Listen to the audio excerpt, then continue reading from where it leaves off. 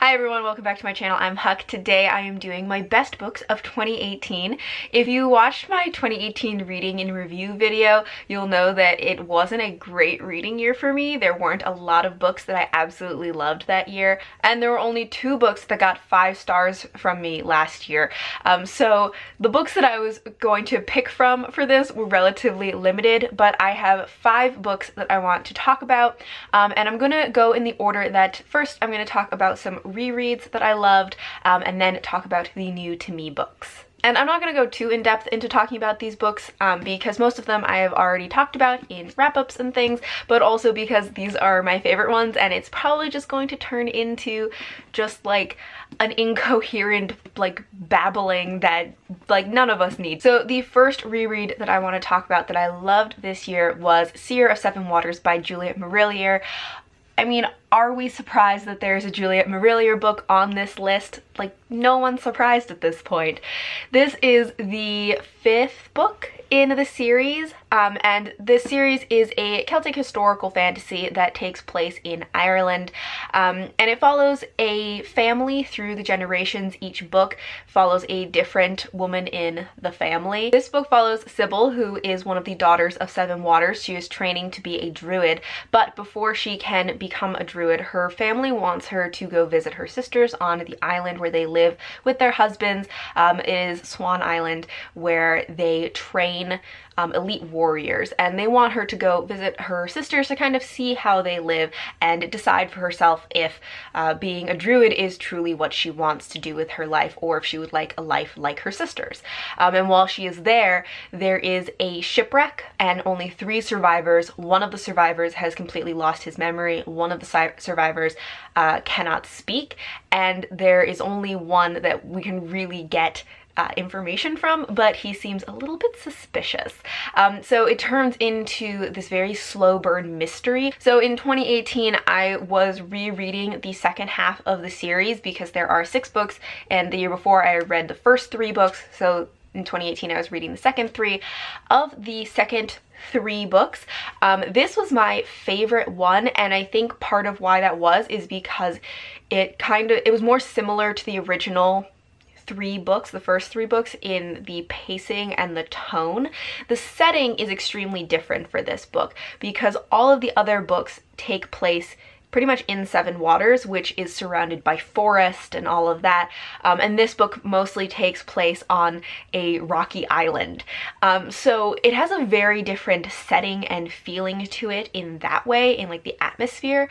But I think the pacing is more similar in that it is very slow burn. And I really loved that this one really took its time with the story and with like the mystery that was going on. I love this book. I mean, I always love Juliet Marillier's books, but this one, of those like second 3 books in the series, this one really stood out, and I just absolutely loved it. The next reread that I want to talk about is actually not just 1 book, it's 3 books, but I'm lumping them all together because it's the same series, which is the first 3 books of The Raven Cycle by Maggie Stiefvater. So the first book is The Raven Boys, the second is The Dream Thieves, and the third is Blue Lily, Lily Blue. And I was trying to read the whole trilogy by the end of the year, and I didn't quite get to it. I only got to these first 3 books, but this is one, I mean, I knew I was going to love it because this is one of my favorite series, and I love these characters so incredibly much. This series is very hard to describe what it's about because there is a plot, but it's not really about the plot. It's really about the characters and their friendships and just like how just like lovable they are. But the premise of the plot is that we're following a group of friends who live in rural Virginia, and they are searching for a dead Welsh king.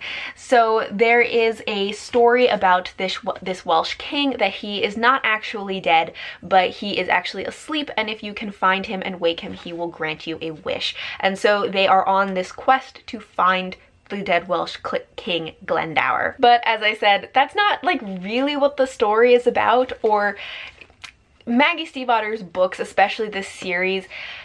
The plot is not really her strong suit, so if you're reading them for the plot, you might be disappointed, but her writing and atmosphere is wonderful, and the characters are really her strengths. Like, you just absolutely fall in love with these characters, and that's why I love these books so much. I've been loving rereading them and really reading them so much more carefully this time, and really paying attention to each of the characters and their character arcs and the amount that they grow over the course of the series.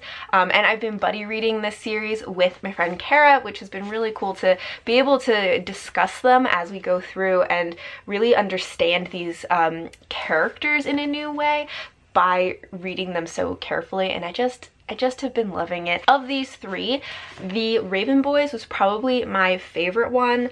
Some people I think struggle with it because they find it to be a little bit info dumpy, which I can see in terms of the characters especially. It does kind of just give you a lot of information about the characters and their relationships all at once, which may be kind of like overwhelming for some people. For me, since I love characters in general, like I just eat that up and I absolutely love it.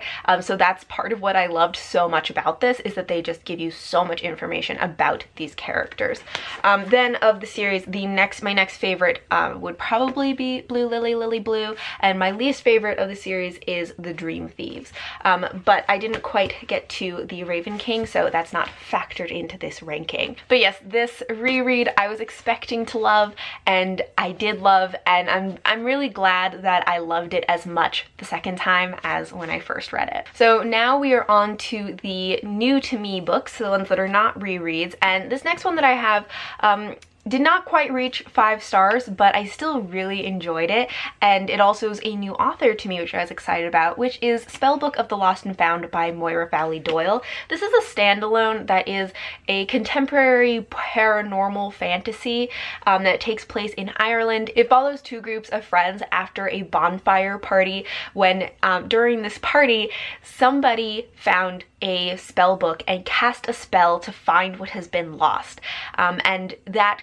causes many repercussions, and to find something that has been lost, sacrifices must be made. So things start to go missing in exchange for the things that have been found by this spell. And it starts out small, just like hair clips and flip-flops and things like that, but eventually it gets larger to the point of people going missing as well. So we're following these 2 groups of friends as they are trying to figure out what happened and how this spell works, how they can undo it, how they can save themselves, their friends, the town, just everybody. And I absolutely loved this book. This was one that I flew through. I could not put it down. The atmosphere in this book is just fabulous. It has this wonderful, haunting and eerie but beautiful and whimsical kind of atmosphere that I absolutely love. So much of this also takes place like outside and out in the woods, so it has this very like kind of eerie forest vibe to it, which I really enjoy. So I really loved it, and it was one that I couldn't put down. The only reason it didn't get a higher rating from me, I think, is because I think I really liked the characters. I did definitely care about all of them. I wanted to know what happened. I wanted them to all be okay and all of that, but it didn't have the same, like, it didn't have the level of just like loving the characters that I was really looking for. So I think I gave it 4 or 4.5 out of 5 stars, but it was still just like such a fun book to read. So now we are on to my 2 5-star books of the year, and these aren't like in any particular order. None of these books really have been, but these are the top 2, and they're very different, but I loved them both so much. The first one I have is Vicious by V.E. Schwab. This is the first Schwab book that I ever read, and I kind of just picked it up unexpectedly. I just saw it and was like, meh, I'll try it. And I just fell into it and absolutely loved it. This book follows 2 friends, Victor and Eli, and it begins with them when they are in college and they are both pre-med, and the 2 of them believe that there are people who have superpowers, and they are trying to figure out how people have superpowers. And eventually they figure out how to give themselves superpowers. And this book follows 2 timelines, so it is following them when they are still best friends and in college, and then it's also following them 10 years in the future after Victor has just gotten out of prison and is now out for revenge against his former friend Eli. And so we're following these two timelines of the two of them figuring out how to give themselves superpowers, but also us getting to see what happened between the two of them, how Victor ended up in prison, what was the falling out between the two of them that now Victor wants to kill Eli. And then we're following the present timeline where we are catching up with Victor and Eli, and Victor is trying to find and kill Eli. And I love this book. This has so many morally gray characters. There are no good guys. All of these characters have superpowers, but they don't become superheroes. They all are supervillains in different ways. And as I said, they're all morally gray characters, and there are characters that you love, but they're kind of the lesser of two evils, you know? There's like the one who wants to murder lots of people, and there's the one who only wants to murder the one person. So you're like, we like you. You only want to murder one person, right? That's the moral high ground, isn't it? So I love this. This is another one that just sucked me in, and I couldn't put it down. I just flew through it. This one has definitely made me very excited about her books, and I'm planning to read much more of her work. And the last book that I have, which was my other 5-star read of the year, was Kindred by Octavia Butler. This book was so good. I read this as part of my Science Fiction Through the Decades challenge, and I wasn't expecting to love it as much as I did. I thought that I would like it, but I wasn't really expecting to absolutely love it. And I've read one other book by Octavia Butler, and I wasn't a huge fan of it, so I wasn't sure how I was gonna feel going into this one, but this was just so good. This book follows Dana, who is a black woman living in California in the 1970s when she suddenly starts to time travel with no control over her time traveling. She always ends up in antebellum Maryland on a slave plantation, and her time traveling seems to always intersect with this one white boy's life, and every time she finds him, he is in a point where he needs to be saved, and she keeps saving him and trying to figure out why and how she is time traveling, how to have any amount of control over it, and also why she keeps being brought back to this one boy, and why are they connected? Why is he significant? One of the things that I was surprised how much I liked about this book was Octavia Butler's writing. Her writing is very blunt, and usually I like to go for more like lyrical, metaphorical writing that focuses more on like the internal feelings of the characters.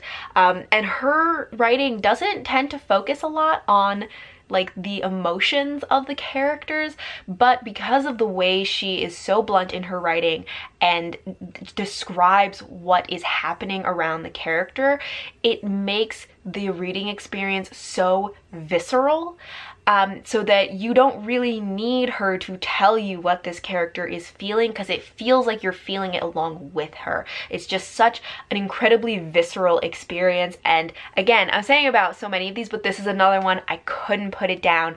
I just flew through it. It's a really intense book, and it's very difficult to read in a lot of places, but it's so good and it's so worth reading. And this had such an interesting discussion about race and oppression and the different ways that people react to oppression, and also about how complex people are and how you can both love and hate someone at the same time. I would say there are a lot of trigger warnings that I would put with this, especially around violence and assault and sexual assault. I know there's also attempted suicide and just a lot of different kinds of content warnings and trigger warnings. If you're interested in reading this, I would say probably go look up a list of content warnings or trigger warnings for it, because at this point I can't remember all of them.